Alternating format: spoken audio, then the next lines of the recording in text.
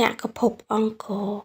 ក្សត្រស្ថាបនិកទី1នៃសម័យអង្គរអ្នកប្រវត្តិសាស្ត្របានកំណត់យកសម័យអង្គរចាប់ផ្ដើមពីឆ្នាំ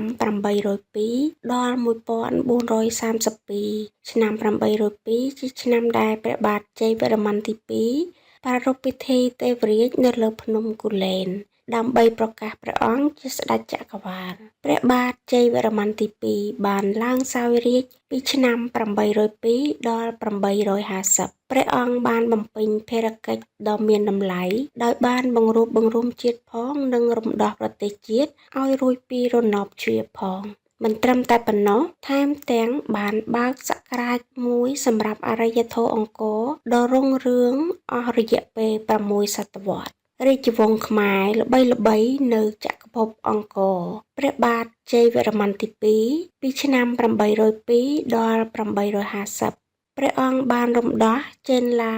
លិចទឹកពីពួកជ្វាបង្រួបបង្រួមអាណាចក្រកសាងរាជធានីច្រើនកន្លែងមានឥន្ទ្របុរៈគុតិហរិហរិល័យអមរិន្ទ្របុរៈនិងមហិន្ទ្របុរៈគឺភ្នំគូលែនកសាងលទ្ធិទេវរាជនិងប្រាសាទជាច្រើនទៀតព្រះបាទឥន្ទ្រវរ្ម័នទី1ពីឆ្នាំ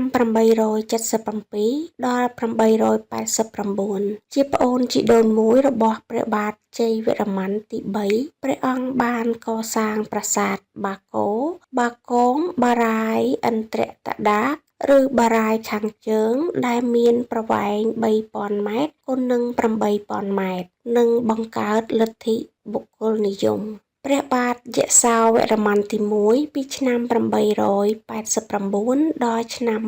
900ជាបុត្ររបស់ព្រះបាទឥន្ទ្រវរ្ម័នទី1ព្រះអង្គបានកសាងប្រាសាទបាខែងយសោធរាស្រមយសោធរេស្វរៈប្រាសាទជាច្រើនទៀតនិងកសាងរាជធានីយសោធរបុរៈទី1និងបារាយខាងកើតឬយសោធរតដាកដែលមានប្រវែង7000ម៉ែត្រគុណនឹង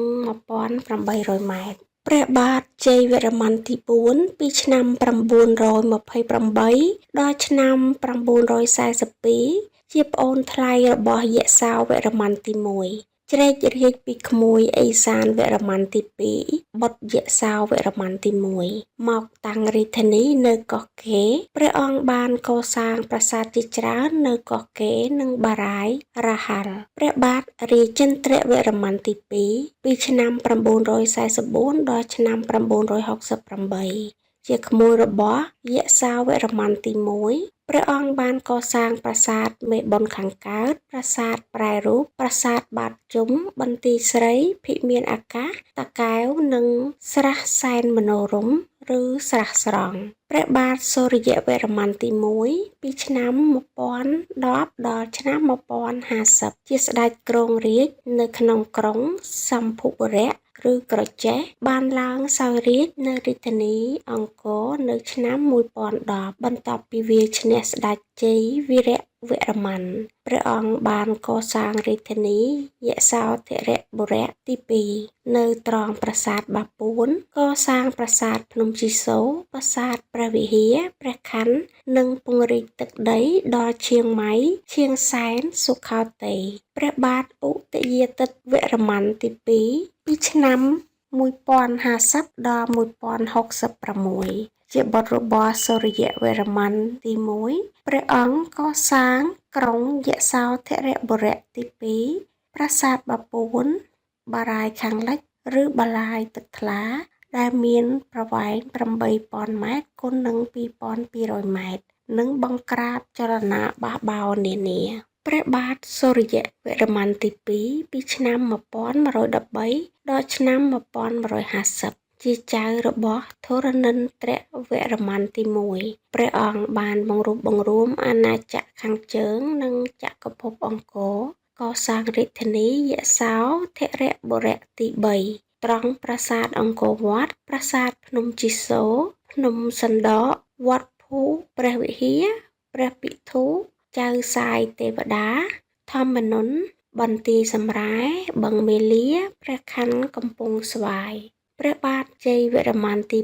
7ពីឆ្នាំ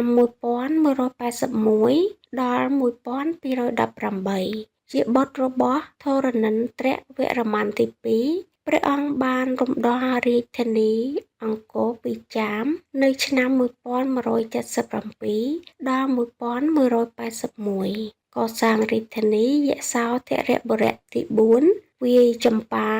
ដាក់ជាចំណុះពង្រីកទឹកដី កសាងប្រាសាទបាយ័ន តាព្រំ បន្ទាយក្តី ព្រះខ័ន នាគព័ន្ធ តាសោម ក្រោលគោ បន្ទាយឆ្មារ វត្តនគរ សាកលវិទ្យាល័យ មន្ទីរពេទ្យ សាលាដំណាក់ ស្ពាន ផ្លូវថ្នល់ ព្រះអង្គក៏មានព្រះមហាសីដ៏ឆ្លាតវៃ គឺព្រះនាងជ័យរាជទេវី និងព្រះនាងឥន្ទ្រទេវី ជួយព្រះអង្គគ្រប់យ៉ាង វិស័យសេដ្ឋកិច្ច ទីតាំងភូមិសាស្ត្រ បុព្វបុរសខ្មែររើសយកទីតាំងតំបន់អង្គរធ្វើជារាជធានីមិនមែនជាការចៃដន្យទេ រាជធានីអង្គរស្ថិតនៅចំណុចកណ្ដាលនៃព្រះរាជាណាចក្រកម្ពុជាយើង តំបន់នោះជាទីប្រជុំជននៃជំនួញជើងគោក និងជើងទឹកហើយសម្បូរទៅដោយធនធានធម្មជាតិគ្រប់បែបយ៉ាងដូចជាត្រីក្នុងបឹងទន្លេសាប ម្រឹកឈើល្អៗលាក់ និងថ្មភក់សម្រាប់សំណង់ប្រាសាទ ទំនាបនៅជុំវិញបឹងទន្លេសាបជាដីល្បាប់ សម្បូរជីជាតិសម្រាប់ដំណាំកសិកម្មសពសារពើ ធនធានធម្មជាតិនិងមរតកពីអតីតកាល ជនជាតិខ្មែរនៅសម័យអង្គរជាជនជាតិមានចិត្តអំណត់ ឧស្សាហ៍ព្យាយាមនិងមានមហិច្ឆតាធំបំផុត គឺការអភិវឌ្ឍឲ្យចម្រើនលូតលាស់លើគ្រប់វិស័យនិងភាពសម្បូរបែប សក្ខីភាពនៃការព្យាយាមធ្វើឲ្យសម្រេចបំណងនេះ ព្រះរាជាបានឲ្យគេឆ្លាក់ក្បាច់ចម្លាក់រឿងកូរសមុទ្រទឹកដោះនៅតាមជញ្ជាំងប្រាសាទ និងនៅតាមច្រកទ្វារចូលនៃប្រាសាទនានា ព្រោះទឹកអម្រឹតដែលបានមកពីការកូរសមុទ្រទឹកដោះនោះជានិមិត្តរូបនៃថាមពលខាងការងារនិងការប្រណាំងប្រជែងបង្កើតផលិតផល កសិកម្មនិងនេសាទ ខ្មែរអង្គរប្រកបរបរកសិកម្មនិងនេសាទជាធំ ដីទំនាបនៅជុំវិញបឹងទន្លេសាបជាដីសម្បូរជីជាតិ នៅរដូវវស្សាដីមួយភាគត្រូវលិចទឹក គេអាចដាំដំណាំបានតែនៅរដូវប្រាំងប៉ុណ្ណោះ ប៉ុន្តែតំបន់ខ្លះទៀតគេអាចធ្វើស្រូវឡើងទឹកឬស្រូវពង្រោះ ដែលធ្វើឲ្យមានផល2 ឬ 3 ដងក្នុងមួយឆ្នាំ ចំណែកស្រែទាំងឡាយដែលស្ថិតនៅតំបន់ខ្ពស់ គេធ្វើស្រូវនៅរដូវវស្សាដោយពឹងផ្អែកទៅលើទឹកភ្លៀង ប្រព័ន្ធធារាសាស្ត្រ និងបារាយណ៍ ស្រូវជាដំណាំស្បៀងយ៉ាងសំខាន់ ពុំមែនសម្រាប់តែផ្គត់ផ្គង់ជីវភាពគ្រួសារខ្លួនប៉ុណ្ណោះទេ ថែមទាំងជួយទំនុកបម្រុងផ្នែកសាសនា បង់ពន្ធជូនរដ្ឋ និងនាំចេញទៅក្រៅថែមទៀត ក្រៅពីកសិកម្មគេធ្វើនេសាទ និងចិញ្ចឹមសត្វដូចជាគោក្របី ជ្រូក និងបក្សីស្រុកតាមលក្ខណៈគ្រួសារ ត្រីជាប្រភពចំណីអាហារយ៉ាងសំខាន់ ដែលគេអាចនេសាទបានពីគ្រប់ត្រពាំងបឹងបួរ ពិសេសបឹងទន្លេសាប ប្រជាកសិករយើងតែងតែស្វែងរករុក្ខផលដូចជាក្រវាញ និងឈើសម្រាប់ធ្វើជាឱសថ ក្រៅពីនេះកសិករចេះធ្វើស្ករត្នោត និងទឹកត្នោតជូរសម្រាប់ប្រើប្រាស់ក្នុងជីវភាពរស់នៅប្រចាំថ្ងៃ អាជីវកម្មស្ករត្នោតបុព្វបុរសខ្មែរចេះធ្វើតាំងពីយូរយារណាស់មកហើយ ឧស្សាហកម្មនិងពាណិជ្ជកម្ម ទន្ទឹមនឹងកសិកម្ម សិប្បកម្មក៏មានវឌ្ឍនភាពគួរឲ្យកត់សម្គាល់ដែរ គេនៅតែបន្តធ្វើចានក្បាន ក្អម ឆ្នាំង និងតម្បាញកំណាត់ ចំពោះគ្រឿងអលង្ការប្រជារាស្ត្រខ្មែរមានការប៉ិនប្រសប់ និងមានទេពកោសល្យខ្ពស់ គេចេះធ្វើចិញ្ចៀន កងដៃកងជើង កាវ រយ៉ា ប្រអប់ប្រាក់ ឬស្ពាន់ និងមួកលាក់ ក្រៅពីនេះរបរជាងឈើក៏មានការលូតលាស់គួរឲ្យកោតសរសើរ នៅក្នុងរាជធានី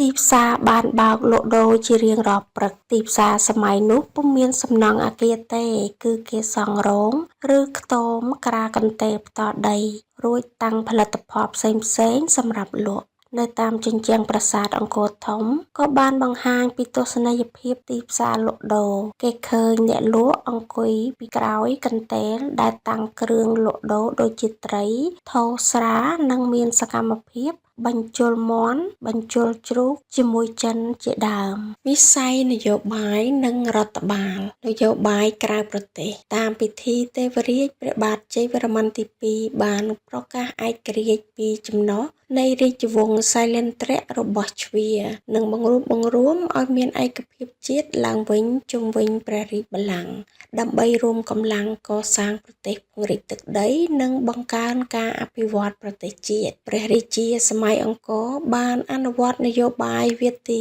ពង្រីកទឹកដីដោយធ្វើសង្គ្រាមជាមួយរដ្ឋតូចៗតែអនុវត្តនយោបាយមិត្តភាពជាមួយប្រទេសធំៗដែលមានអរិយធម៌រីកចម្រើនដូចជាប្រទេសចិនជាដើមនយោបាយក្នុងប្រទេសនៅក្នុងប្រទេសពិតមែនតែមានវិបត្តិខ្លះមែនតែជាទូទៅគំនិតធំគឺបង្រួបជាតិឲ្យមានឯកភាពជុំវិញព្រះរាជបល្ល័ង្ករួមកម្លាំងកសាងប្រទេសនិងពង្រីកទឹកដីការងាររដ្ឋបាលប្រទេសទាំងមូលត្រូវបានបែងចែកជាខេត្តចំនួន90ទៅ101ខេត្តនីមួយៗមានស្ដេចត្រាញ់